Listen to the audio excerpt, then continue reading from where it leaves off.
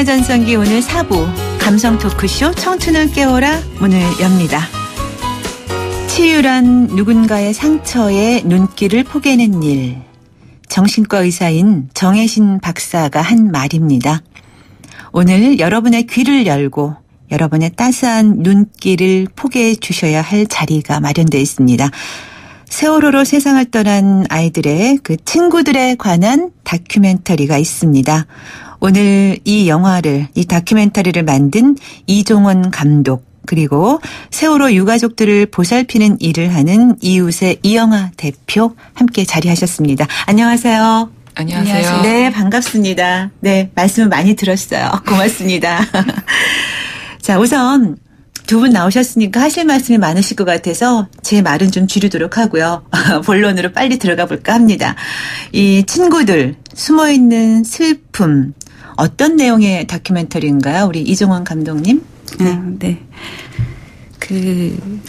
방금 말씀하셨던 것처럼 세월호 참사 그때 많은 단원고를 다니던 많은 학생들이 이제 우리 곁을 떠났는데, 네. 그때 이제 그 친구들하고 떠났던 친구들이 이제 어린 시절부터 같이 자라고 같이 놀고 같이 학교 다니고 안산에 일했던 친구들이 안산에 이제 굉장히 많이 있습니다. 네. 사실 우리가 또 어른들도 그 친구들이 어떤 아픔을 겪었고 또 어떤 시간을 보냈는지 사실 그동안 잘 알지를 못했었어요. 네. 근데 이제 안산에 있는 치유공간 이웃이라는 곳의 대표 치유자이기도 하면서 정신과 의사인 정혜신 선생님이 이 친구들, 어느 날 갑자기 수많은 친구들을 잃은 이 친구들을 위한 어떤 치유 프로젝트를 만들었는데요.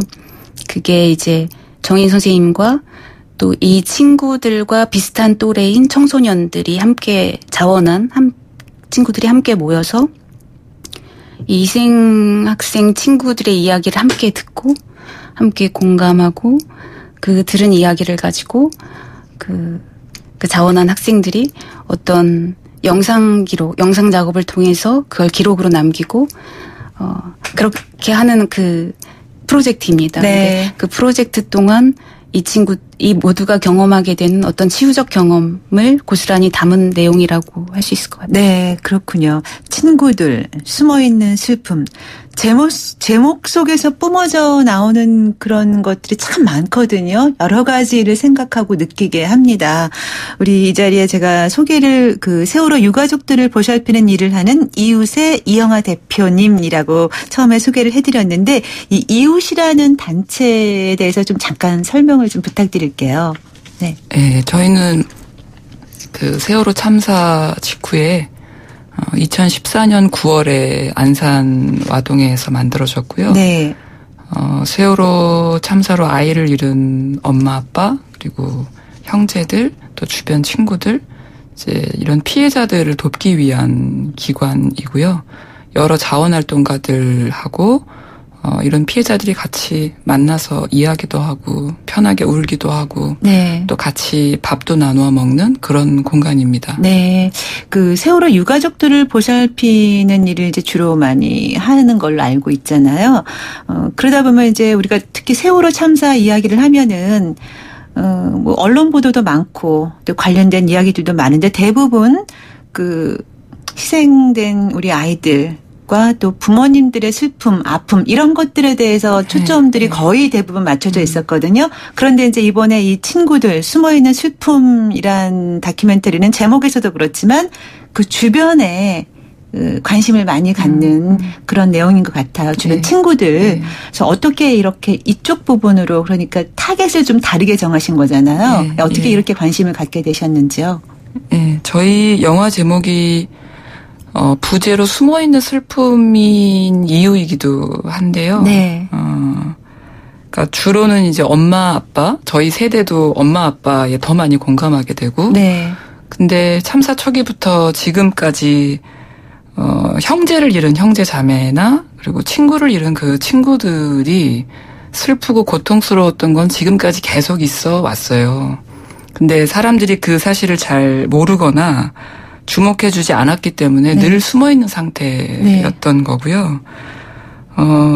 이제 예를 들어서 희생학생의 친구들 말고도 형제들 같은 경우에는 부모님이 너무 슬퍼할까봐 자기는 울지 않는다든가 네. 아니면 엄마를 잘 돌봐드려, 아빠를 잘 돌봐드려 이런 얘기를 수백 번도 넘게 듣지만 너는 괜찮니?라는 말을 한 번도 들어보지 못하고 네. 지내왔어요. 근데 정도가 조금은 다르지만 친구를 잃은 그런 친구들 같은 경우에도 나는 직접적인 어떤 피해 당사자도 아니고 형제도 아니고 유가족이 아닌데 내가 슬퍼해도 되나? 내가 이렇게 힘들어도 되나? 나는 네. 그럴 자격이 없지라는 생각을 하면서 자기 슬픔을 꽁꽁 숨겨왔던 과정들이 계속 있었고요. 그러니까 내가 이렇게 예. 아파하는 것보다 훨씬 더 아플 그쵸. 텐데 내가 감히 예. 이렇게 표현해도 되나? 뭐 이런 그쵸. 느낌이 있었나 봐요. 예. 네. 그래서 그 아이들이 너무나 많고요. 형제자매만 해도 한 260명이 넘고 네. 친구들은 사실 수를 셀 수가 없는 네. 상태예요. 네. 어림잡아도 한 2,000명은 넘을 걸로 네. 보이는데 네. 그 아이들을 어떻게 하면 위로할까? 또 이 사실을 어떻게 하면 많은 사람들이 알게 할까? 하면서 이걸 영화라는 매체를 선택하게 된 거죠. 네. 근데 이제 이 다큐의 그 주인공들이 이제 그 친구들이잖아요. 그러니까 우리 희생된 학생들의. 근데 우리 감독님께서 이 다큐멘터리 영화를 만들면서 이들이 겪는 가장 큰 아픔은 무엇이라고 느끼셨어요? 네. 모두들 기본적으로 너무 큰 분노가 가슴 안에 있어요. 네. 내 친구가 왜 이렇게 됐지? 이게 왜 우리에게 벌어졌지? 이게 너무 이 슬픔도 슬픔이지만 이 분노를 어떻게 하지 못해서 네. 그걸 주체하지 못해서 밤마다 막 종이를 찢는 습관이 생기거나 네. 약을 먹어야만 했거나 이런 친구들이 약까지 먹고. 네네. 네. 많습니다. 네.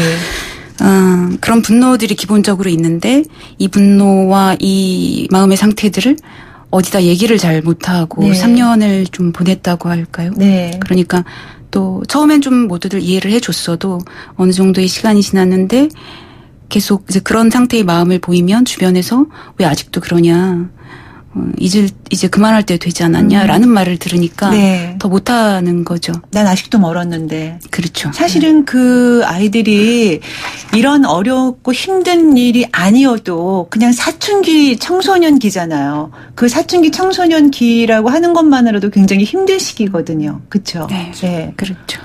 그런데 그런 아이들이 그렇게 큰 상처를 그냥 보듬고 표현하지 못하고 그 시간을 보낸다는 게 너무너무 힘들었을 것 같은데 뭐 하고자 하는 의욕도 없었을 것 같은데 그런 게 좀 표출이 되던가요? 그렇죠. 네.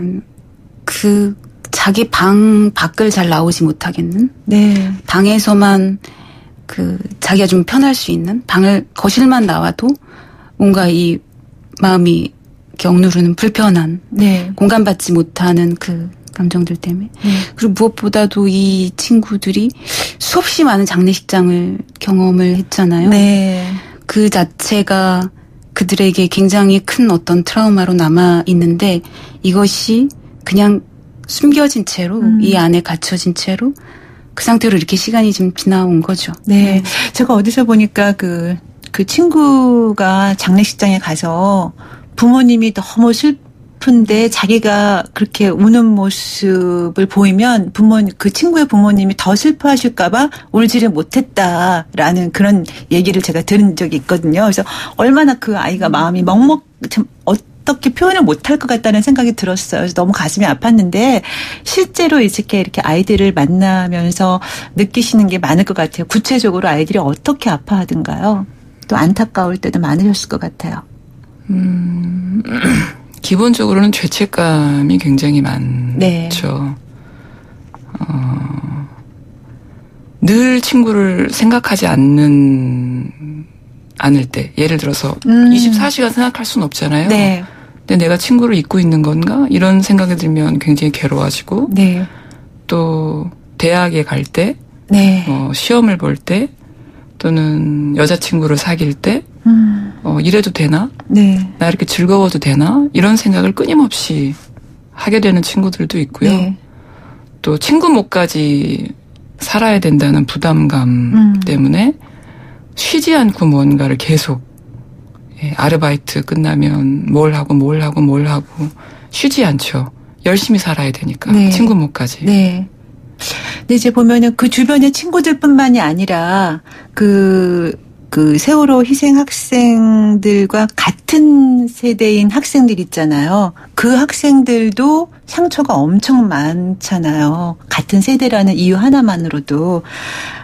그래서 이제 그런 측면에서도 이제 아이들을 함께 보시면서 치유의 방법들을 많이들 이제 생각을 하셨을 텐데, 제가 이렇게 잠깐 보니까 전문가가 아닌 스스로 해결할 수 있는 집밥 같은 치유 프로젝트라는 그런 설명이 있었는데요. 그 집밥 같은 치유 프로젝트라는 것이 어떤 건가요? 네, 어느 분이 말씀해 주실까요? 제가. 네네. 네. 집밥 같은 네. 치유 프로젝트였어요. 네. 실제로 집밥을 많이 먹기도 했고 아이들하고. 네. 사람이 힘들고 굉장히 고달플 때 호텔 요리사가 해준 요리가 생각나기보다 엄마가 해준 푹푹 끓인 그런 김치찌개 같은 게 더 생각이 많이 나잖아요. 네. 편안하고 그쵸. 자연스럽고 네. 익숙하고. 네. 자기의 그런 고통이나 상처에 대해서 다른 사람이 깊이 있게 이해해 주거나 위로해 주고 공감해 주고 이런 걸 경험하면 사실 다시 설 수 있는 힘이 보통 생기잖아요. 네. 근데 이런 공감이라고 하는 게 자격증이 있는 전문가만이 할 수 있는 게 아니니까요. 특히 또 요 아이들 10대, 20대 이 일을 겪은 이 친구들 같은 경우에 요 세대는 또래 집단이 굉장히 영향력이 강하고 네. 또래 집단의 공감이나 이해가 훨씬 더 큰 영향을 끼치기 때문에 그렇죠. 예. 부모가 아무리 얘기해도 안 듣는데 예. 친구가 한마디 하면 듣잖아요. 예. 네. 그래서 희생학생을 친구로 둔 아이들하고 그런 일을 겪지는 않았지만 또래가 비슷한 그렇죠. 아이들이 서로 주거니 받거니 하면서 이야기하는 과정이 이 프로젝트의 전 과정이에요. 네. 네. 그리고 어른들은 요 두 집단이 서로 자연스럽게 얘기할 수 있게 편안하게 얘기할 수 있게 도와주고 끌어주고 또 가끔은 밥도 계속 먹이고 최대한 아주 편안한 마음으로 얘기할 수 있게 뒤에서 등 두드려주는 역할을 저희 어른들이 했고요. 네. 그 과정을 통해서 누가 누구를 일방적으로 공감해주거나 치유해주거나 이런 관계가 아니라 서로가 서로한테 치유자가 되고 공감자가 되고 네. 서로를 위로해주는 그런 과정을 이 프로젝트 안에서 계속 이렇게 볼 수 있었어요. 네. 지금 말씀 중에 이제 공감이라는 단어를 많이 이제 표현을 하셨어요. 네. 그런데 이제 이 다큐멘터리를 지금 제작할 때도 그래서 공감 기록단이라는 그런 표현을 제가 이제 봤는데요. 네. 그렇게 공감 기록단의 역할들이 많이 있었다고 제가 들었는데요. 공감 기록단이라는 게 어떤 건지 좀 설명을 좀 해 주실까요? 네. 방금 이영하 대표님께서 말씀하셨듯이 네. 집밥 같은 프로젝트에 그 친구들을 가장 잘 이해할 수 있고 가장 잘 공감해서 이야기를 들을 수 있는 편하게 이 친구들이 말할 수 있는 사람들은 어른들보다는 오히려 또래 집단이란 네. 말을 같은 세월호 세대. 예. 네. 이 친구들 이 영화에 나오는 그 친구들 말고도 이 친구들의 이야기를 잘 듣고 그 이야기를 잘 기록해서 널리 알리겠다라는 취지를 가진 또래 집단이 스스로 지원을 해서 네. 모인 집단이 있습니다. 그게 공감 기록단인데요. 몇 명이나 되죠? 26명입니다. 네. 이들은 10대부터 20대 초반까지 네. 그 세월호 참사를 겪고 지내오면서 가슴 아팠고 그것을 좀 자신이 더 적극적으로 알아서 더 알리고 싶은 그런 마음을 가지고 있는 전국에 있는 학생들이죠. 어떻게 알고 지원을 했을까요? 다양한 그 SNS를 통해서 네. 이제 홍보를 했고 네. 거기서 지원을 해서 스스로들 네. 네. 그렇게 해서 이 다큐멘터리가 이제 만들어졌는데 거기에 참여한 학생들이 몇 명이나 되나요? 공감 기록단 말고 영화 촬영에, 다큐멘터리 영화 제작에 직접 참여한 학생들. 그 이생 학생의 친구들은 네. 영화에 출연한 친구만 하자면 9명 정도가 되고요. 네.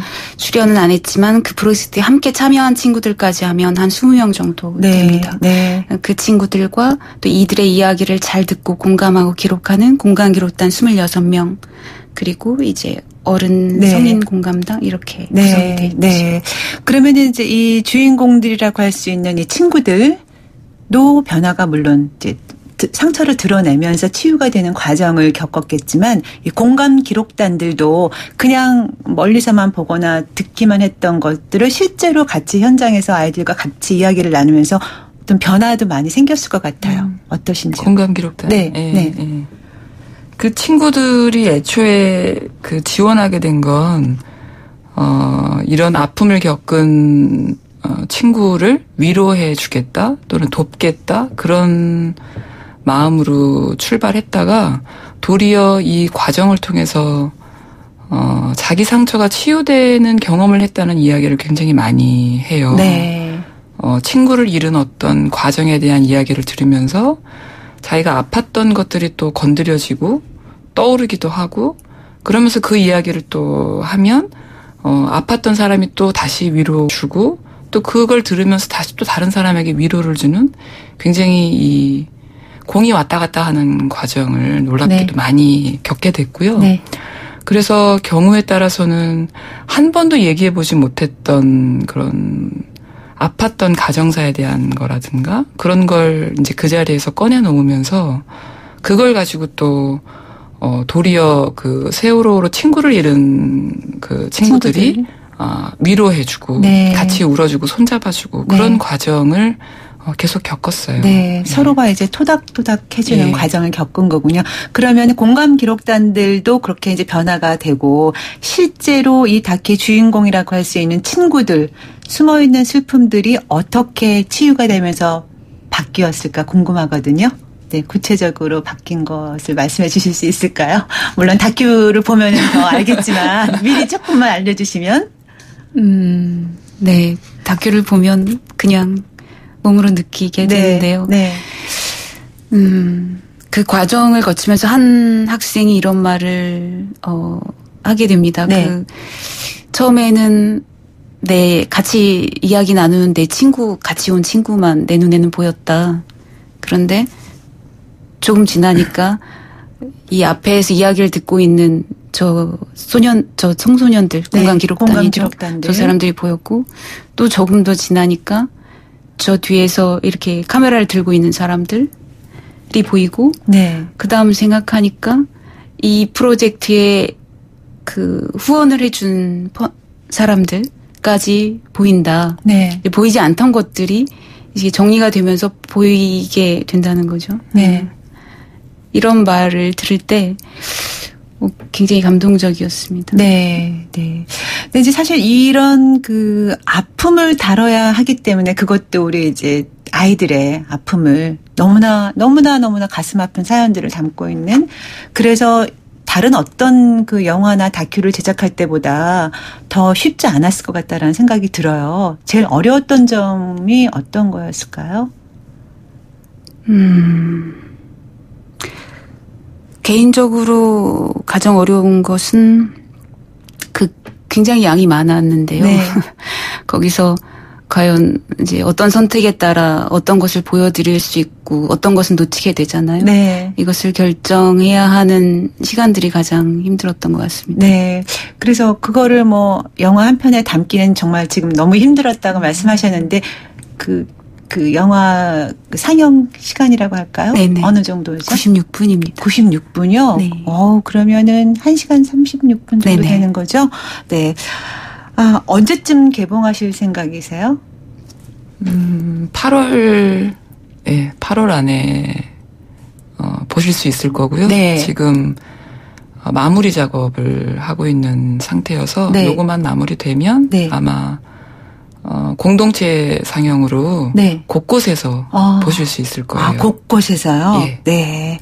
자, 그런데 이 다큐멘터리를 이제 특이한 점이 몇 가지 있는 걸로 알고 있는데 아주 여러 사람이 모여서 함께 만들었다는 얘기를 들었어요. 그 영화의 펀딩, 스토리 펀딩이라고 하나요? 이거 어떻게 해서 이루어진 건가요? 몇 명 정도가 참여했고 후원금 같은 것도 많이 들어왔는지 궁금하기도 하고요.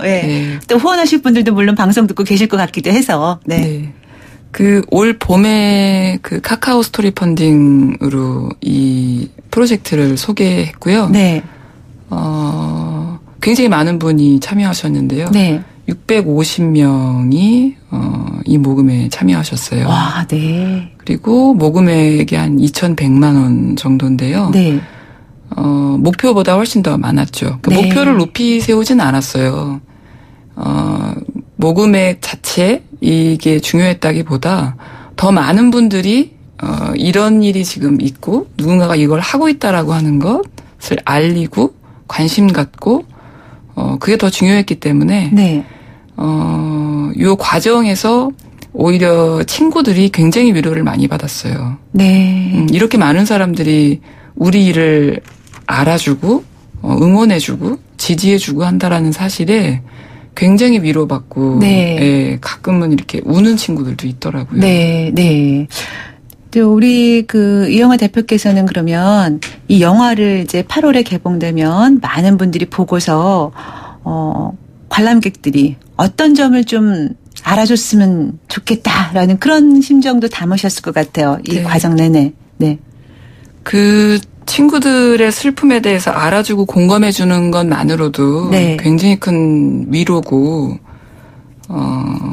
때로는 치유라는 거. 그래서 아직 이 얘기를 꺼내보지도 못한 친구들이 도처에 굉장히 많이 있을 텐데요. 이 영화를 보고 이 아이들에 대해서 알고 있다라는 것만으로도 그 아이들을 어쩌면 살릴 수 있는 길이라고 하는 걸 아시고 보시면 더 좋지 않을까 싶고요. 그리고 이 친구들만이 숨어있는 슬픔이 아니라 사실 세월호 참사를 겪으면서 많은 어른들도 굉장히 많이 아팠고 슬펐고 괴로웠잖아요. 아마 이 영화를 보시면 내가 겪었던 그런 슬픔도 같이 위로받고 치유받는 그런 과정이 되실 거라고 봐요. 지금 이제 방송 함께 들으시는 우리 애청자분 가운데도 그래? 나 이거 모르고 있었는데 이런 다큐가 만들어지는구나 하고 또 관심 갖는 분들 많이 계실 거예요. 요즘에는 다큐멘터리 영화도 많이 등장하고 찾는 분들도 참 많으시고 그래서 특히 또 우리 국민이라면 이 세월호 유가족들에 대해서 빚진 마음 누구나 다 갖고 있지 않을까요? 잊지 못하고. 그런데 이제 우리 지금 대표님 나와 계시지만 이웃이라는 곳에서 이제 세월호 유가족들을 계속해서 돕는 일을 하고 계시잖아요. 우리 청취자분들 가운데서도 함께 하고 싶은 분들이 분명히 많이 계시리라 저는 생각이 되는데, 방법을 몰라서 못 하시는 분들도 많이 계실 거예요. 어떻게 하면 함께 할 수 있을까요? 좀 안내를 잠깐만 해주시면 좋겠어요. 대표님. 이웃에서는요, 같이 밥하고요. 같이 청소도 하고, 얘기도 하고, 그럴 수 있는 분이라고 하면 누구나 와서 함께 하실 수 있어요. 시간이 되시고, 또, 마음의 여유가 되시는 분이라고 하면 전화 주세요.